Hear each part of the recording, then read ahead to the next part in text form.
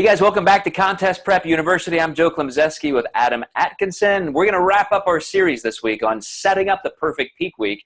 And we're going to finish talking a little bit about training where we left off last time, but I'm going to start with cardio because, Adam and I agree we want to spread out training throughout the week so you can create that glycogen turnover. You want to be active even at the end of the week, even if it's just a little bit in the gym. Maybe it's 60% like Adam said last time, so that you're creating some glycogen turnover, drawing water back in, keeping that filminess away from you. If you're totally resting for 2 or 3 days, that can be a strategy that backfires in the fact that then on contest day, there's not a lot of crispness in the skin. But another way to address that, Adam, is cardio through the week. So tell me what your strategies are typically with how you're going to divide cardio up for that entire last week. Yeah, always depends on the readiness of the client. And I would say if somebody's, needs some catching up, the front end of the week's just a little higher, but hardly ever will anyone do any HIIT cardio come Monday. It's just hard to recover from that. And like you said, we can see some film in the legs, especially if that's a big requirement for their division. So bodybuilding, classic physique, figure, and women's physique. You really want to back off the, turnover of glycogen in the legs if you can, because having that tightness and crispness is something that a lot of girls in physique and women's figure just aren't lean enough. And I know me and you see that all the time. So if you can get that extra crispness just by resting and not doing as much cardio, keeping those steady state sessions more so to a walk and cut down the time quite a bit, that can really help. I say 90% of the time with my figure competitors, one of the biggest changes aside from muscle fullness is tightness in the legs just from backing down that lower body activity during the week. And that would stay true for my male bodybuilders as well. I'm just amazed at how much more crispness that can bring out that week just from the added recovery.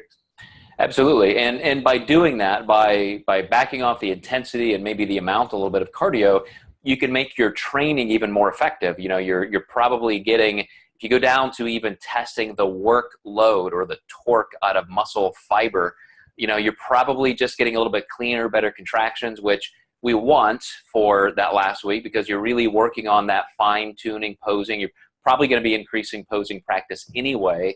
So a lot of these things that Adam is saying just ends up decreasing your total volume of work, although we're still being pretty active. Like, for me, Adam, I never just say, okay, on Wednesday or Thursday, we're stopping. I want you to totally rest. And I know that's kind of an old school thing. They would deplete at the beginning of the week, train everything, and then totally rest.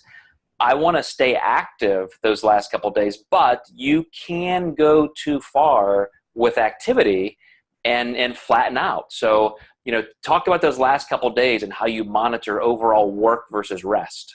Yeah. So for me, monitoring time is huge. And then just making sure the client understands what type of intensity they're doing.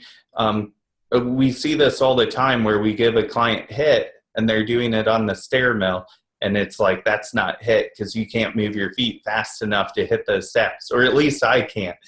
But yeah, it's making sure that they know what lifts means. And basically, I just want to see a rise in their body temperature for the most part. Keep them moving. Also, too, just from a mental aspect, these are competitors where the gym is their life.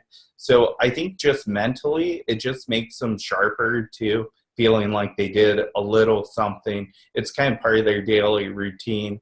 And we already know routine's going to be broken so much with travel and things of that nature, which we'll cover in another podcast. But having a little bit of routine can really help a competitor's mental state as well.